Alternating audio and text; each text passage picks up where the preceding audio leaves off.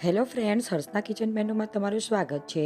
નવરાત્રિ શરૂ થઈ ગઈ છે અને નવરાત્રિ આવે એટલે સુરણની સિઝન પણ શરૂ થઈ જાય છે. તો નવરાત્રિમાં બધા લોકો ઉપવાસ કરતા હોય એટલે ફરાળી સુરણનું શાક બનાવતા હોય છે. તો આજના સ્પેશિયલ મેનુમાં ફરાળી સુરણનું શાક બનાવીશું. તો ચાલો હવે રેસીપી સ્ટાર્ટ કરીશું, પરંતુ આવી જ બધી મારી નવી રેસીપી જોવા માટે મારા વિડીયોને લાઇક કરજો અને મારી ચેનલને સબસ્ક્રાઈબ કરજો અને સાથે સાથે બાજુમાં આપેલ બેલ આઇકન જરૂરથી પ્રેસ કરજો. સુરણનું શાક બનાવવા માટે મેં અહીંયા 250થી 300 ગ્રામ જેટલું સુરણ લીધું છે.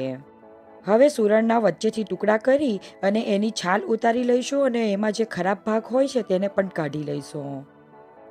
અને તમે જ્યારે શાક બનાવવાના હોય તેના 10 મિનિટ પહેલાં સુરણની છાલ ઉતારી અને એને સમારી અને ત્યાર પછી એને ધોઈ લેવાનું છે.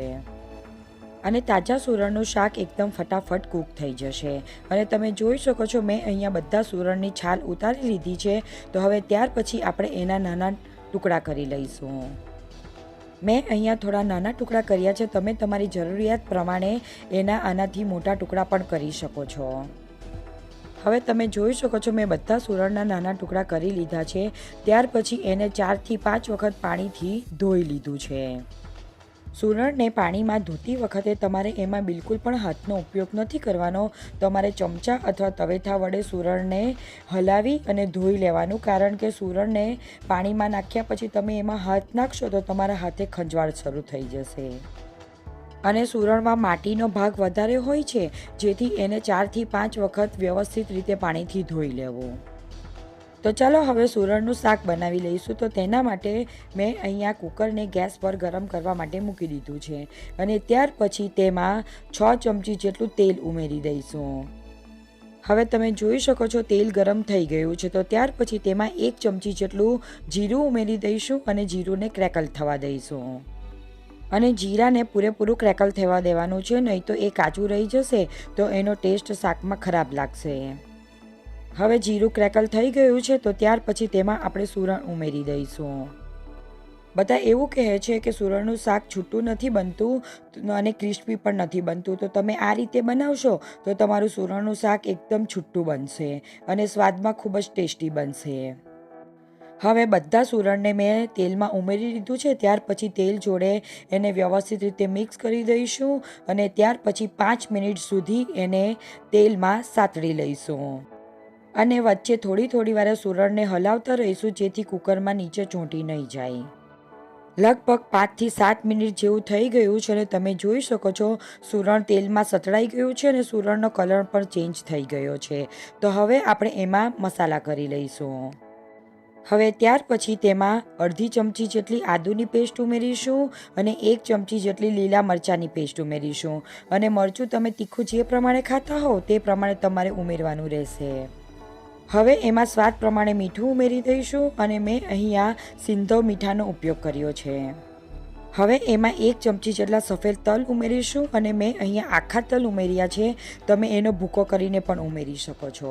ત્યાર પછી તેમાં 1.5 ચમચી જેટલો સિંગદાણાનો ભૂકો ઉમેરીશું. પછી એમાં 1.5 ચમચી જેટલું છીણેલું સૂકું કોપરું ઉમેરીશું અને તમને નહીં પસંદ હોય તો તમે એને સ્કીપ પણ કરી શકો છો. હવે આ બધા મસાલાને સુરણ જોડે વ્યવસ્થિત રીતે મિક્સ કરી લઈશું અને ત્યાર પછી એને ફરીથી 1થી 2 મિનિટ માટે કૂક થવા દઈશું. અને લગભગ 2 મિનિટ જેવું મેં એને કુકરમાં એમ જ કૂક થવા દીધું છે અને તમે જોઈ શકો છો એમાંથી તેલ છૂટું પડી ગયું છે. તો ત્યાર પછી હવે એમાં અડધી વાડકી જેટલું પાણી ઉમેરીશું. એટલે કે 5 ચમચી જેટલું જ પાણી ઉમેરવાનું છે. તમે એમાં વધારે પાણી ઉમેરશો તો તમારું શાક બિલકુલ પણ છૂટું નહીં બનશે. હવે ત્યાર પછી આપણે પાણીને થોડીવાર માટે ગરમ થવા દઈશું. હવે પાણી થોડું ગરમ થઈ ગયું છે. તો ત્યાર પછી કુકરનું ઢાંકણ બંધ કરી દઈશું અને મીડિયમ ફ્લેમ ઉપર એની 4 વિસલ વગાડી દઈશું. અને હવે 4 વિસલ વાગી ગઈ છે, પરંતુ વિસલ વાગી જાય ત્યાર પછી કુકરને તરત નથી ખોલવાનું, એને ઠંડુ થવા દઈશું અને ત્યાર પછી જ એનું ઢાંકણ ખોલીશું. અને હવે તમે જોઈ શકો છો સુરણનું શાક બનીને તૈયાર થઈ ગયું છે અને એકદમ છૂટું પણ બન્યું છે. આવું સુરણનું શાક તમને ગરમ ગરમ ખાવાની ખૂબ જ મજા આવશે. તો હવે આપણે એમાં લીલી કોથમીર ઉમેરી દઈશું અને ત્યાર પછી એને વ્યવસ્થિત રીતે મિક્સ કરી લઈશું. નવરાત્રિના ઉપવાસ માટેનું સુરણનું ફરાળી શાક બનીને તૈયાર થઈ ગયું છે, તો ચાલો હવે એને સર્વ કરી લઈશું. આ સુરણનું ફરાળી શાક તમે રાજગરાના લોટની પૂરી અથવા ભાખરી જોડે અને ઠંડા ઠંડા દહીં જોડે ખાશો તો ખૂબ જ ટેસ્ટી લાગશે. જોતાં જ ખાવાનું મન થઈ જાય એવું બન્યું છે અને માત્ર 15થી 20 મિનિટમાં બનીને રેડી થઈ જશે. તો તમે પણ આ રેસીપી જરૂરથી એકવાર ટ્રાય કરજો અને તમને જો મારી રેસીપી પસંદ આવે તો મારા વિડીયોને લાઇક કરજો અને મારી ચેનલને સબસ્ક્રાઈબ કરજો.